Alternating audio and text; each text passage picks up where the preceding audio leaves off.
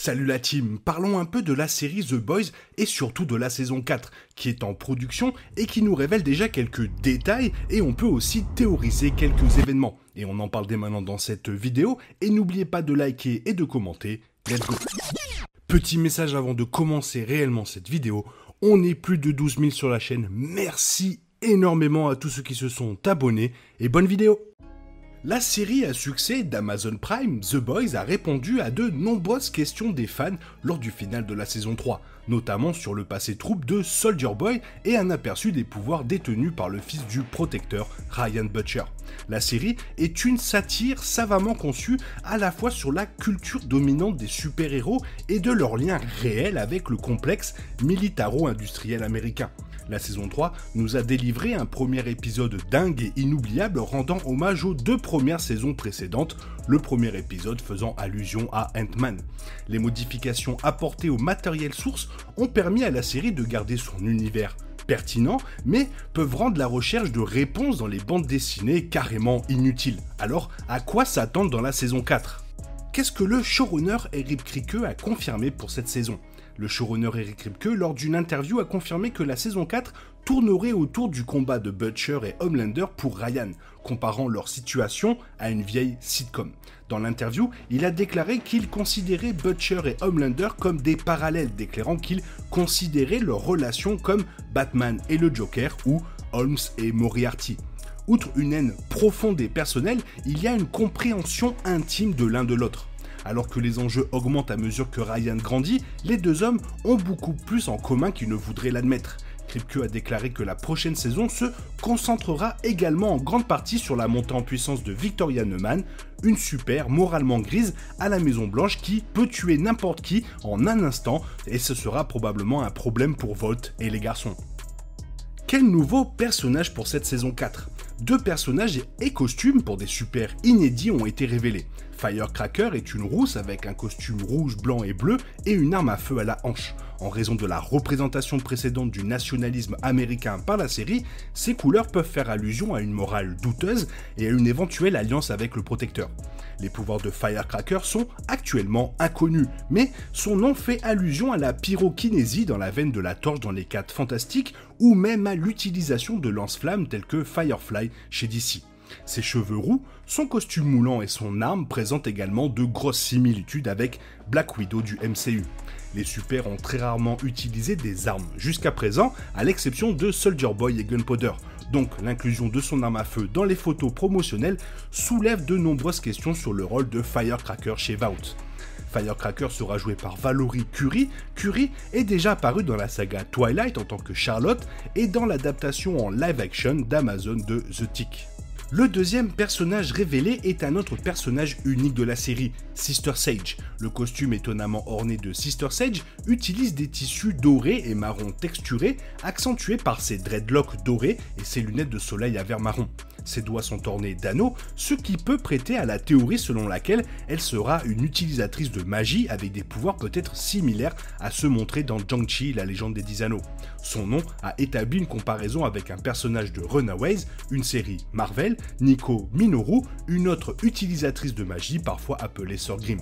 Ses textures et sa palette de couleurs évoquent des souvenirs du motif utilisé dans Luke Cage de Marvel, faisant peut-être allusion à une super force et à un commentaire plus profond sur les relations raciales qui se cachent sous la surface dans la série.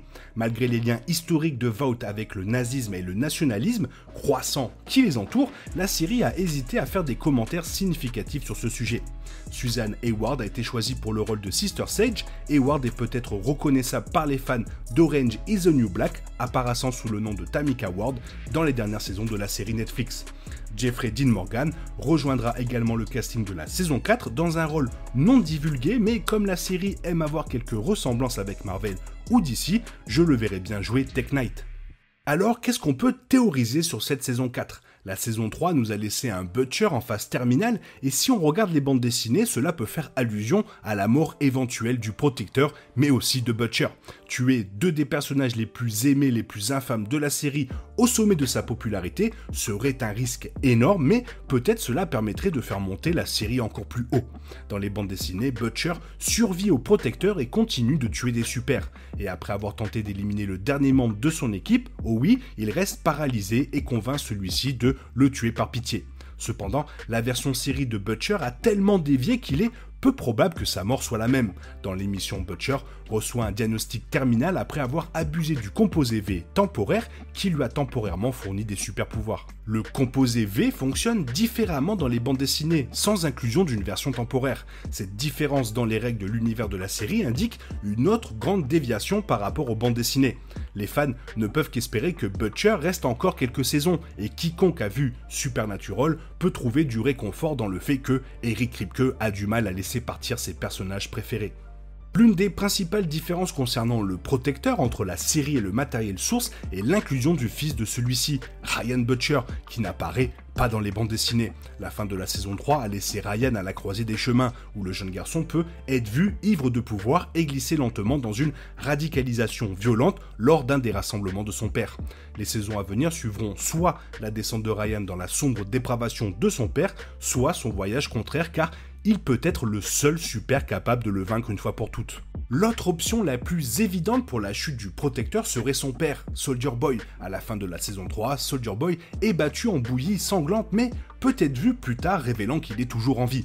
Bien qu'il ait déjà été vaincu, de nombreux fans ont émis l'hypothèse d'une alliance entre Soldier Boy et Victoria Neuman. Avec Victoria entrant dans le rôle de vice-présidente des États-Unis, on ne sait pas à quel type de pouvoir et de technologie elle aura accès. Si la série décide de suivre les bandes dessinées, Homelander sera vaincu normalement par Black Noir, bien que la série ait déjà tué celui-ci. Les photos sur le plateau montrent le super secret encore aux côtés des 7. Dans les bandes dessinées, Black Noir est un clone de Homelander et son seul véritable égal, qui s'efforce de souiller la perception que le public a de lui avant de finalement l'éliminer.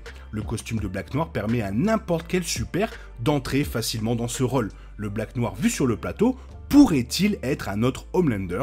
La réponse reste mystérieuse et l'avenir nous le dira. Plus probablement, la série continuera à tuer des personnages mineurs tout au long de la saison. Après la montée des tensions entre la Crème et son ex-femme fanatique du protecteur, les fans ont commencé à s'inquiéter de son sort pour l'avenir. Puis avec la scène finale du protecteur tuant un civil, la Crème risque de capitaliser dessus. Cette démonstration publique de désobéissance ne se termine généralement pas bien pour les critiques sur le Homelander. Si Homelander réalise le lien entre la Crème et Butcher, son destin sera scellé.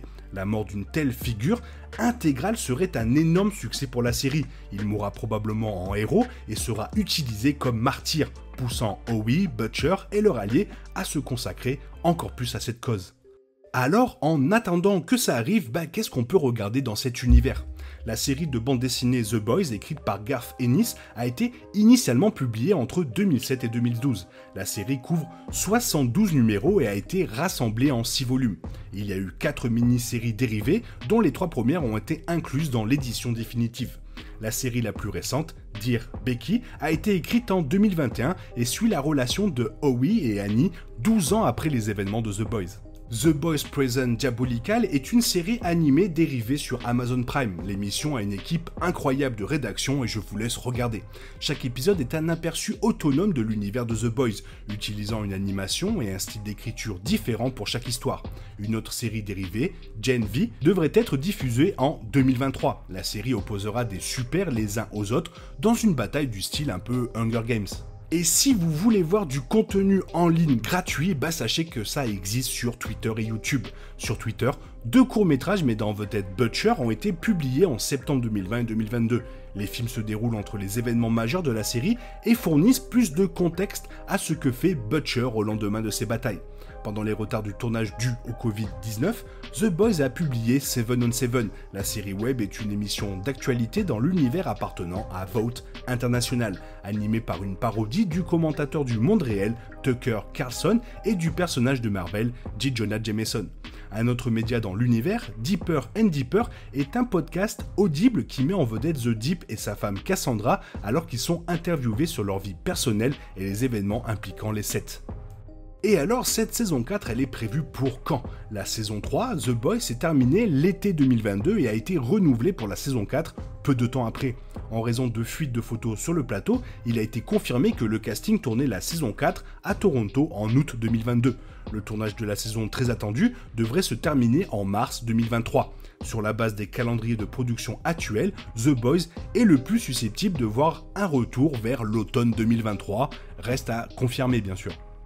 Et voilà, c'était les dernières informations sur la saison 4 de The Boys. Maintenant, il ne reste plus qu'à savoir quel rôle jouera Jeffrey Dean Morgan, parce que si c'est Tek Knight, sachez que Tek Knight c'est un super personnage et vraiment complètement fou. Toi, qu'est-ce que tu en penses? Fais-moi part de ton avis dans la zone commentaire, car tu sais que j'aime énormément vous lire et j'espère que la vidéo t'a plu. Et si elle t'a plu, n'hésite pas à la liker, à la partager et à t'abonner. Merci. Je te souhaite une bonne matinée, après-midi, peut-être une bonne soirée ou un bon week-end. Bisous bisous, hasta la vista.